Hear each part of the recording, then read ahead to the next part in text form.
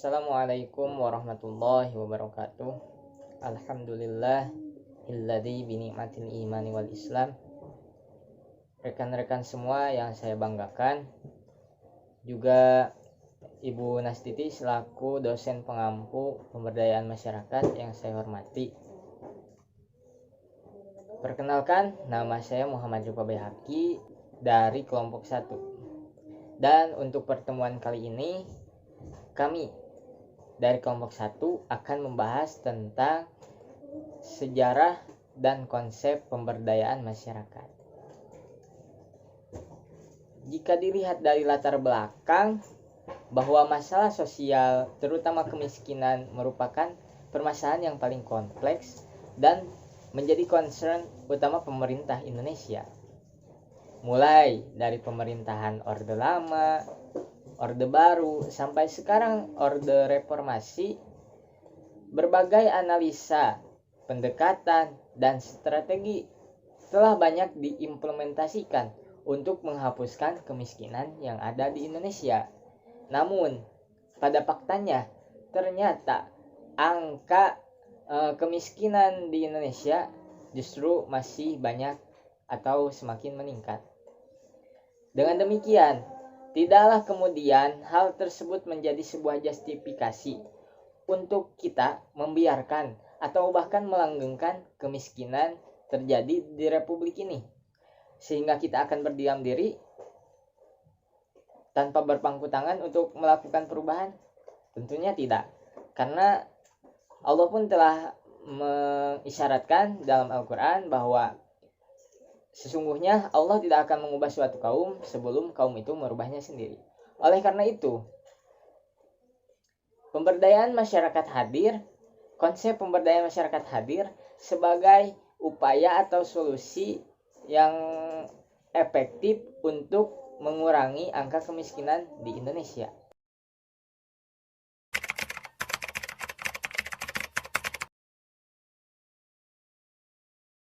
Sejarah pemberdayaan masyarakat. Pada tahun 1960-an, para ahli menyadari bahwa tingkat ekonomi yang tinggi tidak menjamin bertambahnya lapangan pekerjaan dan mengurangi angka kemiskinan. Seperti beberapa negara seperti Meksiko, Pakistan, dan Afrika Selatan, di mana ekonominya tinggi, justru malah muncul masalah-masalah. Pada tahun 1970-an, sejumlah 944 juta orang atau 52% penduduk negara selatan mengalami kenaikan angka kemiskinan. Tidak hanya itu, di Indonesia pun pemberdayaan masyarakat dikenal dengan pembangunan masyarakat. Pada zaman pra-kemerdekaan Indonesia tahun 1945, di mana pemerintah memfokuskan terhadap bidang politik, di mana membangun partai-partai politik agar dapat mengusir penjajah kolonial Belanda dan Jepang sehingga Indonesia dapat merdeka. Pemerintah juga mulai fokus terhadap dunia pendidikan yang dikelola khusus oleh Pemnas yang dibawahi oleh Kementerian Pendidikan, Pengkajian dan Kebudayaan atau sering disingkat dengan PPK yang didirikan pada tanggal 1 Agustus 1949, yang dimana Pemnas itu bertujuan untuk merangkul, menyinsapkan masyarakat agar masyarakat bisa menjadi yang berguna bagi nusa, bangsa, bahkan dunia. Pemberdayaan masyarakat pun tidak membuat masyarakat agar tetap tergantung terhadap pemberian-pemberian, namun setiap apa yang dinikmati itu harus hasil dari kerja keras, dan tujuan akhirnya adalah menjadi masyarakat yang mandiri dan memampukan, sehingga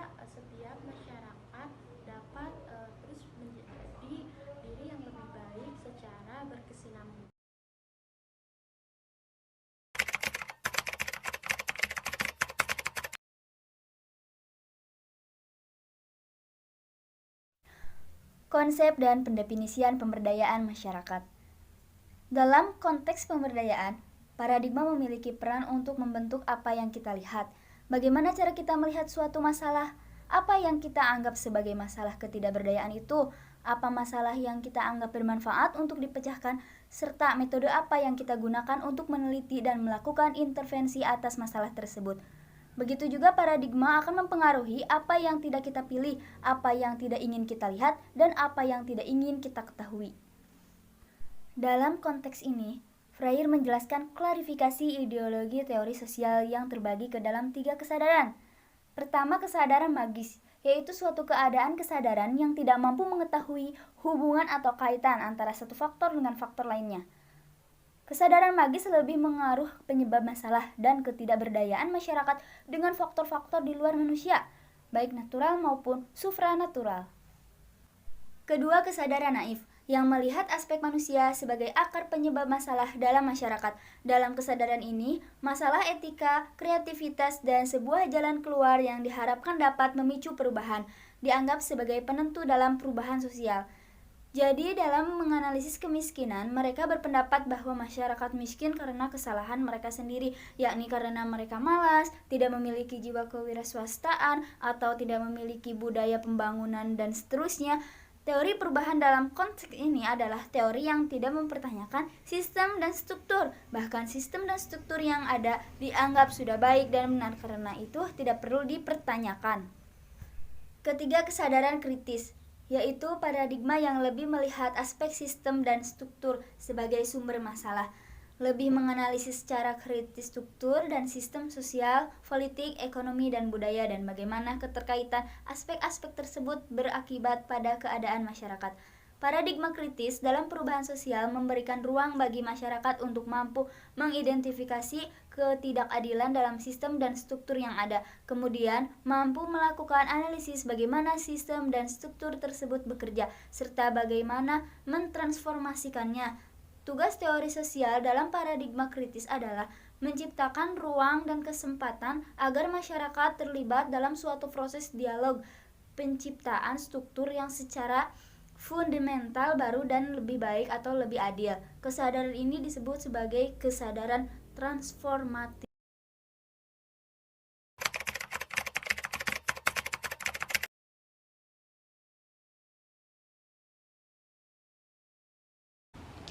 Di sini saya akan menjelaskan mengenai pendefinisian pemberdayaan masyarakat.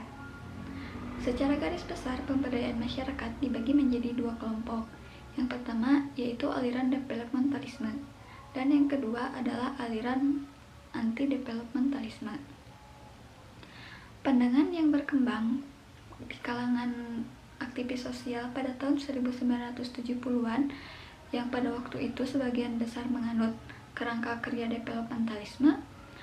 Aliran ini didasari oleh kesadaran naif dan reformatif, di mana mereka berpikir bahwa yang membuat manusia memiliki ketidakberdayaan yaitu manusia itu sendiri. Dalam konteks ini, mereka tidak menolak konsep ataupun gagasan dari kerangka kerja developmentalisme ini. Mereka lebih ke mencari lagi strategi-strategi yang baru guna digunakan untuk yang lebih lanjutnya lagi. Lalu, kurang tepatnya pemilihan strategi dalam pembangunan masyarakat dan negara yang menyebabkan terjadinya tragedi pada negara yang lainnya. Misalnya saja negara yang sedang berkembang. Pembangunan tidak menghasilkan kemajuan. Justru hanya semakin meningkatnya keterbelakangan, melahirkan ketergantungan negara berkembang terhadap negara maju, lalu melahirkan ketergantungan terhadap pusatnya, lalu melahirkan ketergantungan masyarakat kepada pemerintah atau negara, dan yang terakhir melahirkan ketergantungan masyarakat kecil seperti buruh, tani, nelayan, dan lain-lain terhadap pemilik modalnya. Oleh karena itu, solusi yang ditawarkan adalah mengupaya mengupayakan teknik dan metodologi alternatif dari metode dan pendekatan proyek-proyek pemerintah. Strategi-strategi yang mereka tawarkan adalah transformative and transactive planning, bottom up, community empowerment, dan partisipan. Semua ini terkenal dengan pembangunan komunitas atau community development. Lalu saya akan menjelaskan berbagai definisi mengenai pemberdayaan masyarakat menurut aliran pendukung developmentalisme. Yang pertama, menurut Adams, dia mengartikan pemberdayaan sebagai alat untuk membantu individu, kelompok, masyarakat supaya mereka mampu mengelola lingkungan dan mencapai tujuan mereka, sehingga mampu bekerja dan membantu diri mereka dan orang lain untuk kualitas hidup yang lebih baik. Yang kedua, ada Surjono dan Nugroho. Mereka mendefinisikan pemberdayaan masyarakat merupakan suatu proses di mana masyarakat atau khususnya mereka yang kurang memiliki akses terhadap pembangunan didorong untuk meningkatkan kemandirian dalam mengembangkan kehidupan mereka. Lalu yang ketiga ada Wirihatnoto dan Nugroho. Mereka mendefinisikan pemberdayaan masyarakat itu seperti konsep pemberdayaan mencakup pengertian community development atau pembangunan masyarakat dan community based development atau pembangunan yang ditumpukan kepada masyarakat. Dan tahap selanjutnya muncullah istilah community driven development yang artinya pembangunan yang digerakkan oleh masyarakat. Menurut kelompok pertama ini, pemberdayaan dapat diartikan sebagai pembagian kekuasaan yang adil dengan meningkatkan kesadaran politis masyarakat supaya mereka bisa memperoleh akses terhadap sumber daya. Sasaran dari pemberdayaan adalah mengubah masyarakat yang sebelumnya menjadi korban pembangunan, sekarang menjadi pelaku pembangunan. Oleh karena itu, muncullah konsep-konsep baru pemberdayaan masyarakat, yaitu community development, community based development, dan tahap selanjutnya yaitu community driven development, yang dimana masyarakat bisa menggerakkan pembangunan itu sendiri.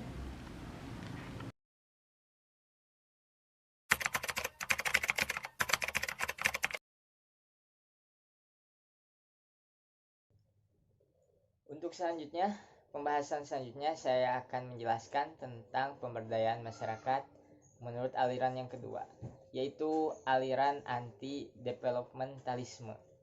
Aliran ini berkembang pada sekitar tahun 1980-an yang mempertanyakan gagasan dasar dari diskursus pembangunan. Pandangan ini menggunakan pendekatan kritis sebagai landasan dan alat analisa atas realitas sosial. Kritik atas pembangunan ini mengundang banyak kajian, yang diantaranya hasilnya menunjukkan bahwa modernisasi dan developmentalisme nyatanya adalah bungkus baru dari kapitalisme. Oleh karena itu, menurut tokoh aliran yang kedua ini, salah satunya adalah John Friedman, 1992 mengatakan bahwa pemberdayaan dapat diartikan sebagai alternative development yang menghendaki inklusi demokrasi, afford economic growth, gender equality, and intergenerational equity.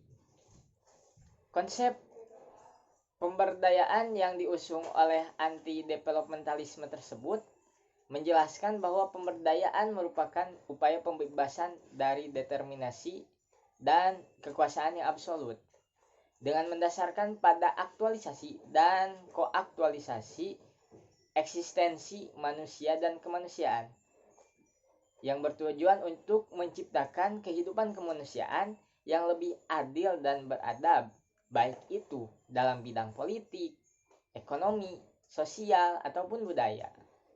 Oleh karena itu, pemberdayaan bukanlah sebuah istilah yang netral, tetapi memiliki keberpihakan yang jelas terhadap masyarakat grassroots yang menjadi pihak yang paling dirugikan dalam relasi sistem dominan subordinat. Perbedaan yang sangat signifikan dari kedua pandangan tersebut adalah pada sasaran utama. Jika aliran pertama lebih menekankan pada bahwa manusia dituntut untuk selalu menerima kebijakan-kebijakan yang dilakukan oleh pemerintah, meskipun kebijakan itu sendiri merugikan kita sebagai rakyat Indonesia. Sedangkan aliran yang kedua justru lebih menekankan pada perubahan sistem dan struktur, baik itu dari bidang ekonomi, politik, sosial, dan budaya. Sehingga pada nantinya akan tercipta situasi dan kondisi yang lebih adil dan lebih baik. Kemudian masyarakat akan lebih dewasa dan akan lebih berdaya dari cengkraman determinisme dan kekuasaan yang absolut.